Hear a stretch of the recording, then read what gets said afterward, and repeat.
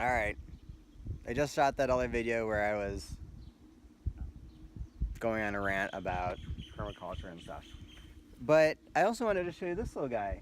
I'm walking by, I see this giant, this is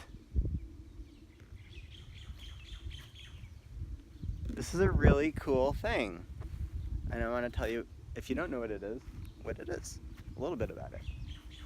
So this ball, now I could be wrong or right, I don't know. This is probably like a food dog or whatever, but the ball beneath it, it caught my eye because you see this actually in a lot of kind of older ancient type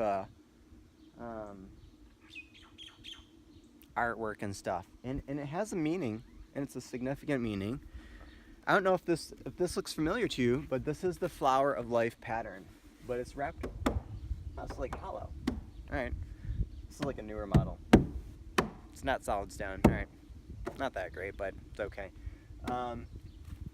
So the flower of life is thought to be kind of like a representation of the structure of the universe, like one version of how you can perceive it.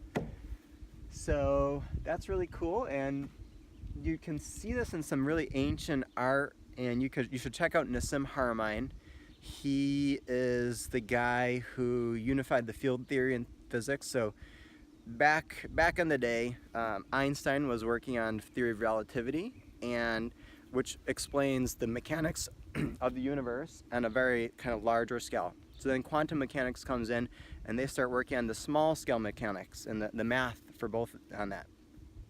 But the math didn't line up, and so Einstein saw it, and he was like, well, my goal at this point in my life is to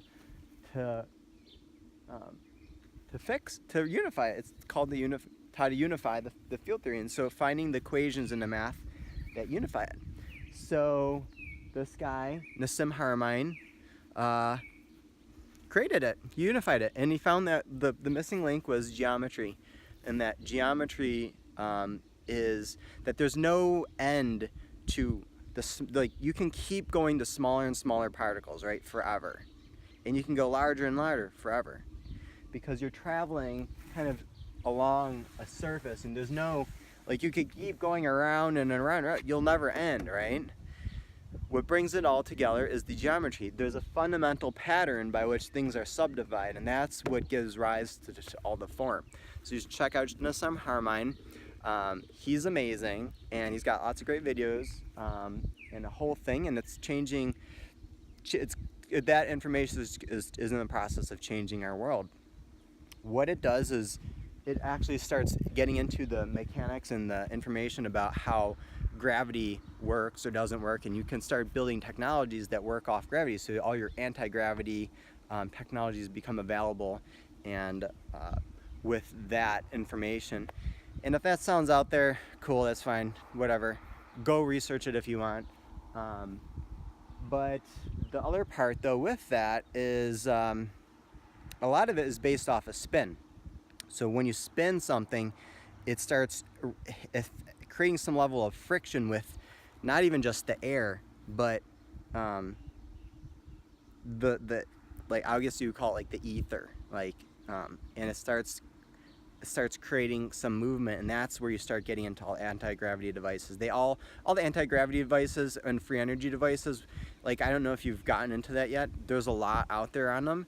They're real, but they're all based off of spin. So that's why, well, there's lots of conversations around that, and probably more than I want to talk about today, but I want to put that out there in your awareness, and that's the flower of life. And if you start keeping an eye out, you can find more about that. And also a lot of the crop circles and stuff, like the real ones, there's some fake ones out there, but there's a lot of real ones too.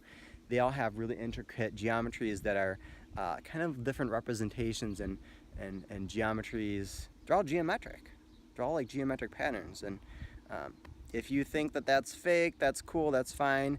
And if you think that you watch some of the debunking, they're like all fake, you should definitely check out Nassim Haramein, and also get into some of the debunking of the debunking. So it's like somebody's saying, okay, here's one person saying, oh, this is real. the real crop circles are real, and then one person saying, oh no they're not, these are the reasons. But then if you go to the level of, okay, they are real, and this is explaining what the debunking is all about, and then if that's that deeper level, you'll get to the truth. You'll get there. Anyways, see you later folks. Thanks for joining me.